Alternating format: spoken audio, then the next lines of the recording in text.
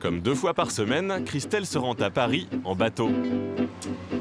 Déjà, on n'est pas coincé dans les embouteillages du matin. On est sûr de naviguer tranquillement et plus écologiquement. Christelle ne se rend pas à son travail, elle transporte des légumes fraîchement récoltés. Là, on va pas à Gis, non. Là, on va à Paris, mais pour livrer nos paniers. Depuis 1 an, Christelle approvisionne de ses bons légumes un marché parisien, mais pas seulement. Premier panier à l'écluse de Sevran. Alors, vous savez que tout se mange sur petit marron. Je sais pas Donc comment vous, ça se cuit. vous comme, lavez à bien, l'eau, oui. voilà, soit à l'eau, soit comme la carotte en fait. C'est un peu le même principe. D'accord. Donc même la peau se mange. Voilà. Un panier de légumes qui navigue jusqu'à eux, Christiane et Daniel ont été séduits. Encore un. Ça nous fait lever un petit peu tôt le week-end, mais bon, ça vaut le coup. Oui, c'est vrai.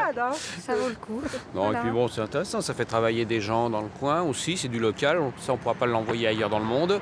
Donc c'est aussi écologique, c'est aussi citoyen, donc ce sont des gestes intéressants.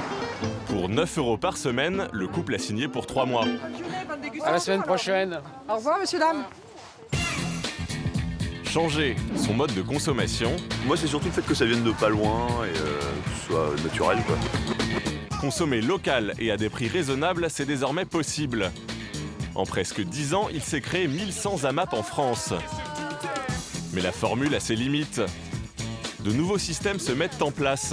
La ruche qui dit oui et le marché sur l'eau nous proposent des circuits courts innovants. Rencontre avec ceux qui font leurs courses autrement. Pour Christelle, la journée commence aux aurores.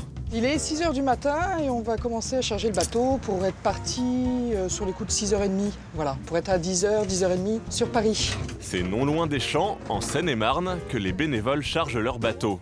Avant le départ, Christelle fait l'inventaire de ses commandes. Alors tout est frais. Bon, c'est des légumes de saison. Donc il y a des pommes de terre, des potimarrons, des choux, on a des carottes, on a des oignons et des échalotes. Donc tout est cueilli le matin et livré en fait le midi vers 13h. L'association fait travailler 5 producteurs locaux. Là, on est parti pour 3h30 de navigation quand même.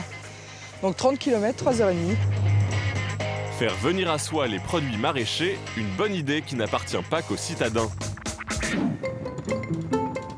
En Picardie, à Nampes-Saumon, depuis 6 mois, un rendez-vous hebdomadaire est donné aux habitants du village et des alentours. Bonjour, bienvenue à la ruche qui dit oui de Nampes. Entrez. Nicole, éditrice à mi-temps, est la responsable de ce que l'on appelle une ruche. Elle fait de la place, pousse les meubles. Une fois par semaine, sa maison se transforme en place du marché. Ils vont s'installer, on va mettre les maraîchers à l'extérieur et puis les autres vont s'installer à l'intérieur. Ce soir, une dizaine de producteurs de la région viennent livrer chez elle les commandes passées par les membres de sa ruche.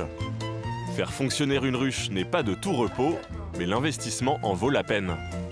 À l'origine, on était un groupe d'amis et on voulait des bons produits. On a fréquenté des AMAP, on a fréquenté marché bio, marché fermier, c'était sur Amiens, c'était loin. Et puis on s'est dit, on va faire quelque chose chez nous.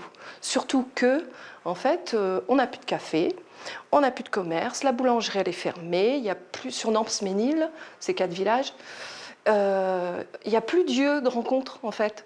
Et vous allez voir le jeudi soir ici, c'est fantastique. Donc je vous présente Jackie qui vient de Inval, maraîcher. Marie-Paul qui nous propose des œufs bio. José qui est boulanger. C'est sur Internet que Nicole gère tout son petit monde. Il faut avoir un petit peu de disponibilité. Il faut avoir au début, pour créer le réseau, beaucoup d'énergie pour aller convaincre les producteurs, puisque c'est quand même un nouveau concept.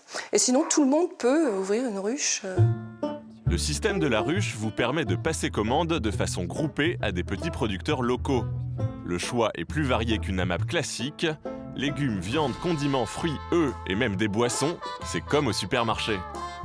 Moi, mon rôle, c'est d'animer la plateforme, de mettre en relation les producteurs avec les membres, de créer le réseau de producteurs, d'aller à leur rencontre, leur expliquer le concept, la démarche.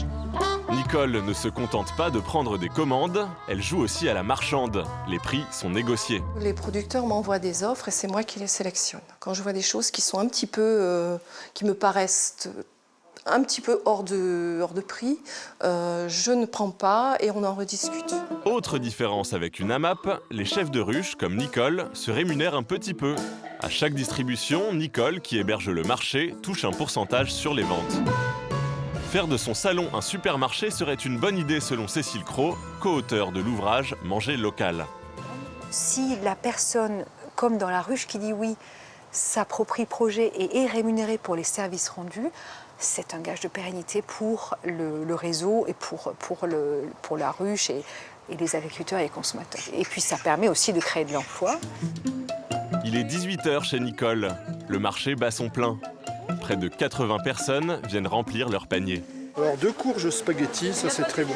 Ça c'est Picard et ça c'est bon. Et ça c'est bon. Maintenant je ne vais plus qu'une fois par mois au supermarché.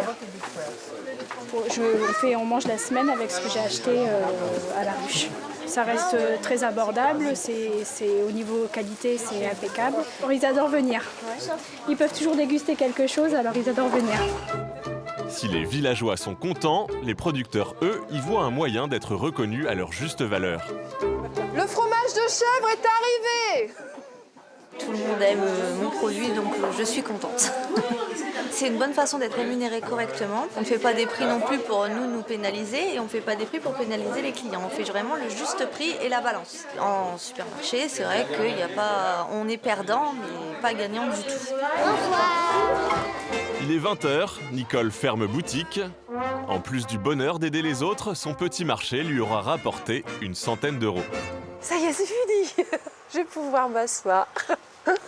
Non-stop, hein. C'est vraiment très intense comme moment, mais c'est super sympa. Au revoir. Déjà 3 heures de navigation pour Christelle. Elle arrive enfin à bon port. Ça ne se voit pas tout de suite, mais c'est l'heure de pointe. On est loin du bruit, loin des embouteillages. On se lève tôt le matin, il fait un peu froid, mais malgré tout, on aime ça. C'est carrément privilégié. Il s'agit maintenant d'installer le stand où les abonnés vont venir retirer leur panier. Ça nous fait manger des choses qu'on ne mange pas normalement. On est heureux de pouvoir se dire qu'on contribue à une économie plus locale. Le goût, la fraîcheur des produits et le soutien à l'agriculture locale ont séduit ces Parisiens, mais pas seulement. Autre chose qui nous a plu, c'est l'idée d'utiliser le canal pour transporter les lignes. C'est un peu magique. Forte de sa magie, Christelle caresse l'espoir d'ouvrir de nouveaux points de vente le long du canal.